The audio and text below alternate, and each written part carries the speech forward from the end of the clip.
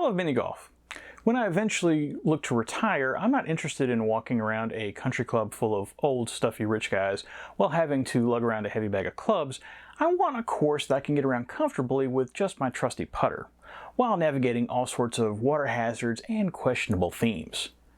Oh wait, I'm sorry, did I say retire? Yeah, right, me retiring has as much chance of happening as Caddyshack 2 of ever getting over a 5 rating on IMDb. But I'm not here to talk about terrible Dan Aykroyd films not named Dr. Detroit or Nothing But Trouble. I'm here to talk about the sport of kings, mini golf.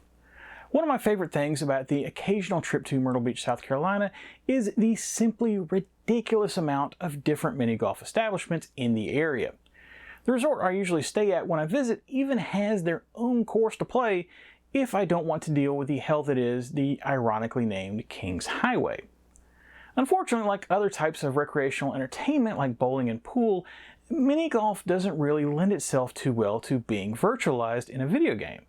A large part of the fun of a mini golf outing is going out with friends and constantly, heckling each other when someone just can't seem to get their ball up of a hill without it rolling back down at them, or when they get frustrated at that and just absolutely launch a shot wildly out of bounds and into a kindergartner's birthday party, all while listening to hideously out-of-date pop music from the 80s. It just doesn't work the same on Xbox Live or PlayStation Network.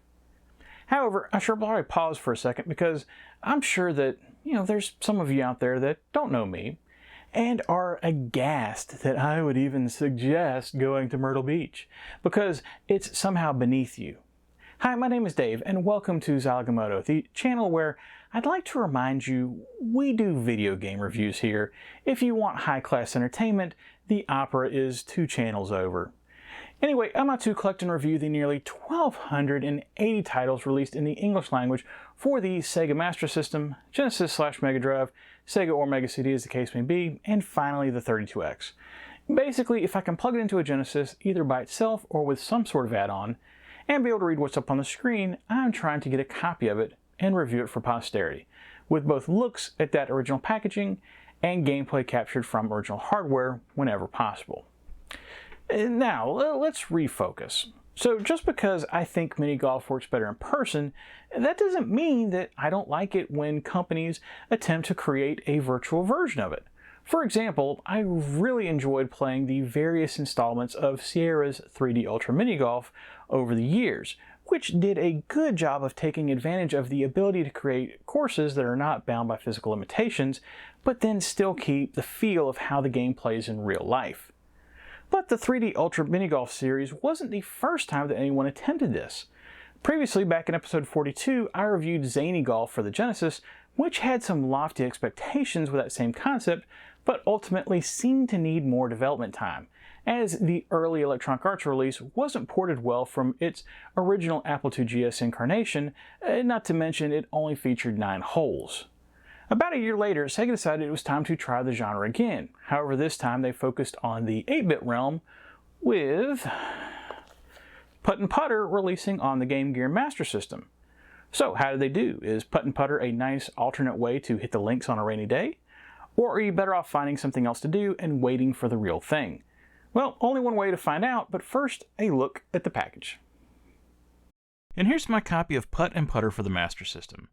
You can immediately tell that there's a bit of sun bleaching going on with this cover, unfortunately, but thankfully the damage seems primarily just to be on the front cover and not so much on the spine or the rear cover, and that's the only damage, with no other water damage or edge wear, and the outer cover is fully intact, including the hang tab at the top. Just so you have an idea of what it's supposed to look like, here's a picture of the non-bleached cover, and you can see how the colors here are a bit duller, and especially the sports triangle at the top is, normally supposed to be orange rather than this sort of pinkish color that it's turned into.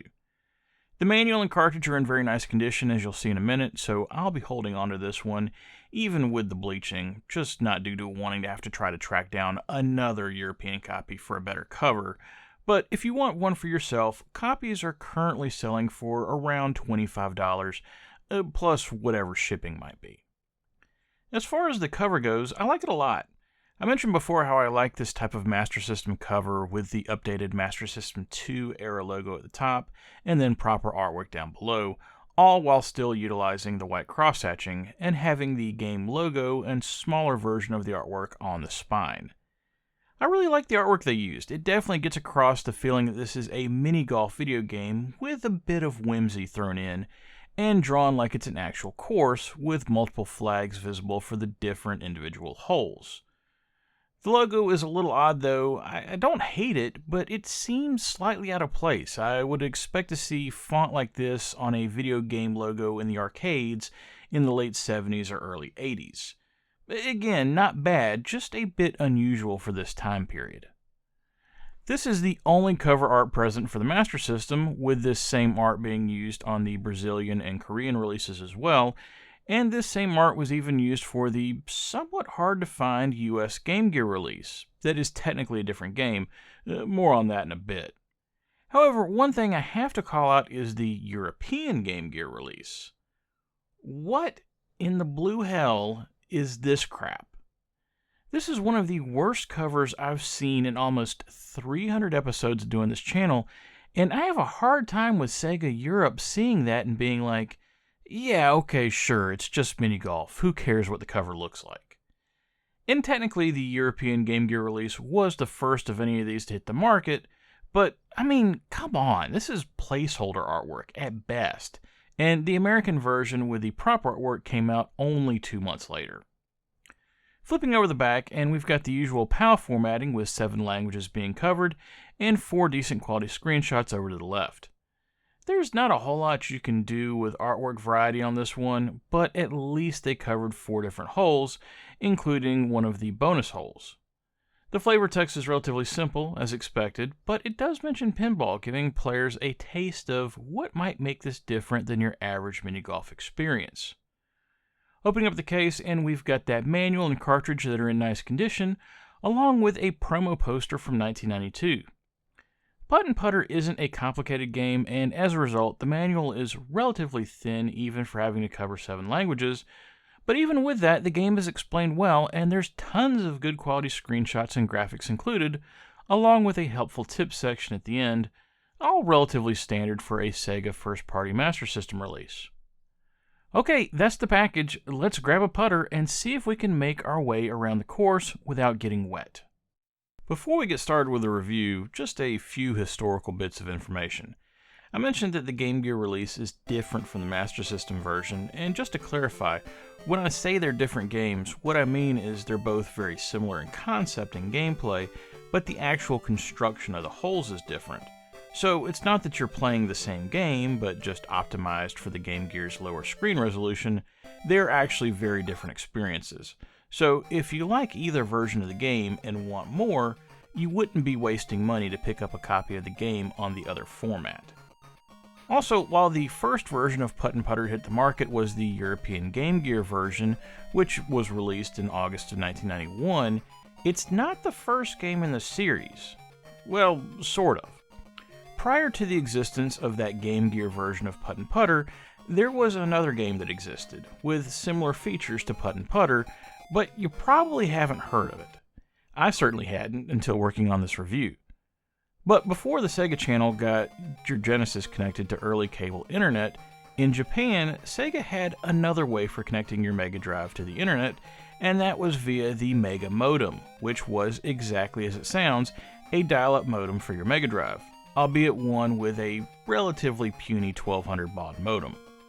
The Mega Modem allowed for internet play with a handful of games, but one of the real benefits of the unit was the additional Sega Game Toshokan, a cartridge that could store games downloaded via the modem.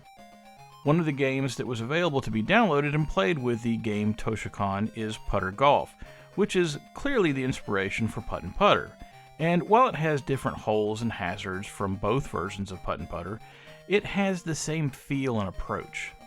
Thankfully, Putter Golf has been preserved, and it's out there if after seeing this review you're curious about what a 16-bit version of Putt Putter might look like. Okay, now that all that background is out of the way, let's get into specifically the Master System version of Putt Putter. As you might expect, based on all this preamble, Putt Putter is a virtualized game of mini-golf that supports 1 or 2 players. However, it's not quite so simple as just making your way through the course and trying to finish with as low a score as possible. That would be far too easy. When starting up Putt Putter, you have a choice between 3 game modes: practice, 1 player, and 2 player. Practice is exactly what it sounds like, in that you're presented with a 6-hole course, and your goal is to finish each hole in as few strokes as possible, while getting used to the various hazards and other items you'll run into while playing the main game. So, I guess technically I lied earlier when I said it wasn't just trying to make your way through the course with as low score as possible, if you happen to be playing in practice mode. Once you've gotten familiar with the controls and hazards in practice mode, it's time to attempt the main game. In single player, that consists of an 18-hole mini golf course, but split up into 3 6-hole segments. Why is that? Well, because in single player mode, you start the game out with a bank of 5 strokes. If you get below par on a hole, you'll earn more strokes for each stroke you were under. So for instance, if you get a birdie, you'll gain a stroke. However, if you get over par, you'll lose some of your accumulated strokes in the same manner. Get an 8 on a par 5 and you'll lose 3 strokes. This is important because those strokes are effectively your lives, and if you lose all of them, your day is over on whichever hole you happen to be on. Thankfully, breaking up each of the 3 segments is a bonus stage, which allows you to earn some strokes back if you're able to destroy some bumpers or hit a hole-in-one. With as tricky as some of the holes are, each of the bonus stages will be a nice reprieve, because there's a good chance if you survive hole 6 or hole 12, you're going to need all the help you can get to continue. At first, I didn't know what to make of the progression system, especially the first few times I played some of the holes, and, well, I didn't exactly do too well. But the more I played it, the more I appreciated the way that it challenges the player to be consistently good, and it gives the game a bit of replay value with the way that you simply won't be able to see the entire course if you lose all your strokes. Not to mention that even if you survive to the 18th hole, you still have to finish with strokes intact if you want to see the ending to the game. So what's standing in your way on the course and causing you to lose all those strokes? Well, there's a few things. From just an average run-of-the-mill mini-golf standpoint, Putt Putter has all those hills, rails, and water hazards that you're probably used to, requiring you to not just aim correctly, but also use the right amount of power and sometimes be strategic about just which path you're going to take to try to get the ball in the hole. However, thanks to the game not taking place in the physical realm, Sega has also implemented bridges to be knocked down, moving platforms to get across, and treadmills that sometimes will need to be turned off, not to mention the occasional teleporter. There's even those occasional pop bumpers imported straight from the nearest pinball table, and just as a twist, those bumpers are designed to go away after 3 hits, something that would not occur in the real world. I really like the variety of the hazards they went with. There's nothing too ridiculous about any of them, and they're all things that could potentially be engineered to exist in real life. There's nothing here that really requires any kind of suspension of disbelief, except for maybe the movable bouncers on a few of the holes that you have to hit your ball through. If you were to compare to Putt Putter to Putter Golf, yes, there are some slight differences in the hazards of both games, but for the most part, Putt Putter does a solid job of replicating that original 16-bit experience. Along with having a variety of hazards, the actual set of holes used has some nice changes of pace as well. One of my issues with playing mini golf in real life is when you have a hole design that's a bit boring and simplistic. There's some courses out there where the layouts will just be some boring mix of hills or putting the hole in an awkward location behind a barrier, rinse and repeat. Oh, and on those courses, the par will unwaveringly be 2 strokes every single hole. That portion, I know, is somewhat of a holdover from the days when Putt Putt Golf, the company, was a major player in the mini golf game, so everyone kind of adopted their rules. So it's always refreshing to go visit a course that isn't bound by that and has more adventurous holes with an actual 3 par instead of just 2. Imagine that. The point is, Putt Putter very much has that variety in the course, and each of the 3 sets of 6 holes has a mix of hazards on each hole, and each tends to start out with an easier par 3 before working your way up to a par 4 or a par 5. The easier holes are a good way to serve as a warm-up before the more difficult ones, and they also serve to somewhat sucker you in as you think, oh, this is easy, how could anyone lose all their strokes? And then, all of a sudden on the next hole, you're failing with a 5-over, seemingly out of nowhere, and are desperate to get to the bonus round to try to get some of them back. Having 2-player mode included was a great choice as well, as mini golf in real life is definitely more fun when played in a group. Also, I should point out that putter golf did not support 2 players, so that's an area where Putt Putter is actually better than the original 16-bit title. For 2-player mode, you keep the same groupings of 6 holes and pick one of the 3 to compete on, lowest score wins. However, to up the ante, it's not just allowed but encouraged to knock your opponent's ball out of the way.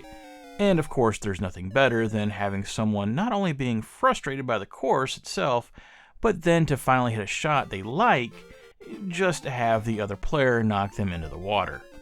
I can hear the fighting right now. From a graphical perspective, yeah, Putt Putter isn't anything special to look at. The game fits in a 1 megabit cartridge, admittedly pretty small for mid-1992 standards, and it looks like it. I wouldn't say the game looks bad necessarily, but it just doesn't look like a 1992 title. It looks like something that you would have played in, I don't know, 1988 or 89. Putter Golf was specifically designed to be a small game, with it only being 2 megabits in size, allowing it to be downloaded in less than a month on that 1200 baud modem, but Putt Putter didn't have that same restriction, so still keeping it to a relatively small cartridge size seems to have been solely a financial choice. As far as those graphics go, the simpler graphics somewhat make sense for a portable system like the Game Gear, but on the Master System, I really wanted to see more effort, as the console was clearly capable of more at the time. The story of the game's audio is the same. There's just not a whole lot here. The music is fine, and there's actually more of it than I originally thought, with the bonus stages and each of the 3 6-hole sections getting their own music. But it's all also relatively simple and not very memorable.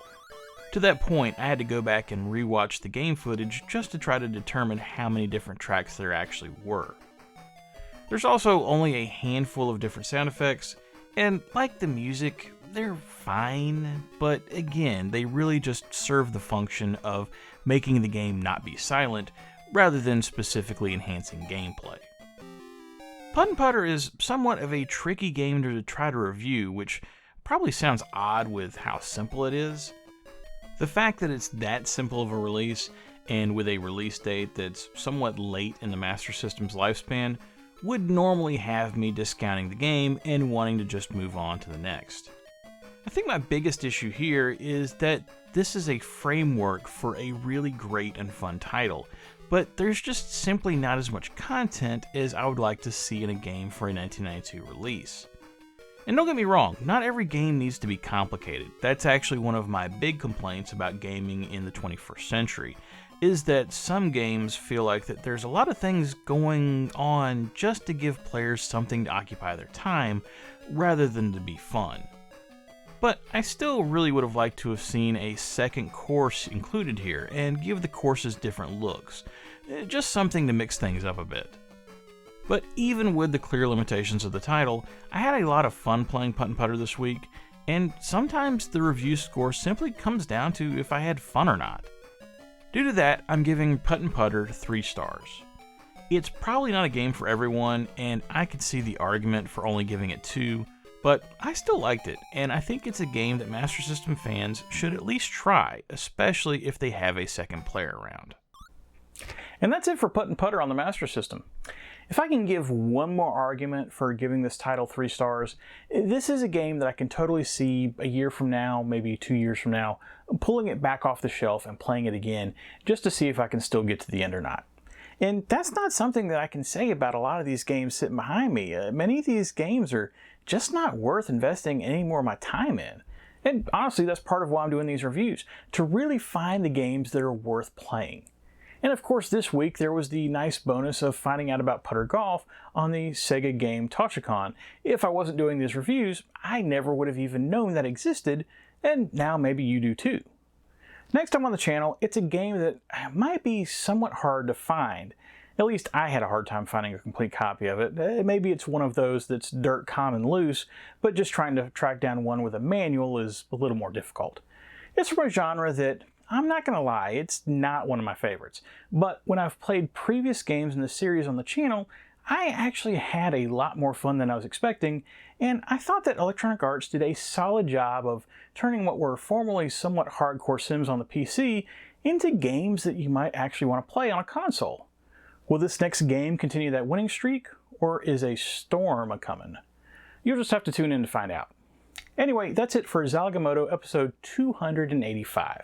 If you liked what you saw here and want to see more, please think about liking and subscribing if you're so inclined, as it will help more people see these videos.